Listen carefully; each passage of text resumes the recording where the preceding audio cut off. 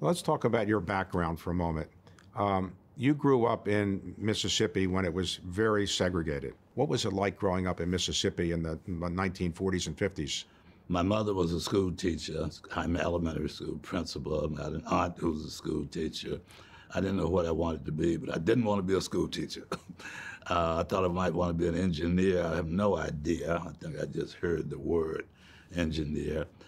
I knew I would probably go to college because even in Mississippi in those days, my family went off to college, mostly in Mississippi, at Mississippi institutions. I didn't know I would wind up at Morehouse, and that was serendipity, as a lot of my life has been. It's won this scholarship that allowed me to go from the 10th grade to Morehouse, and that really changed my life. But you grew up in an all segregated area. I assume that you were not going to lunches and dinners with whites at that time. No, the only lunches and dinners we came close to was working in the kitchen. My grandmother worked as a domestic, and even my mother, who worked as a elementary school teacher and principal in the summers, sometimes worked as a domestic. We were in a totally segregated.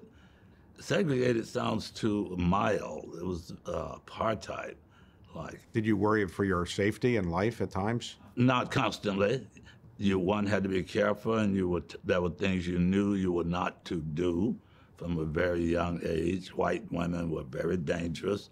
White men also, but in particular things, white girls and white women. There were places you didn't go.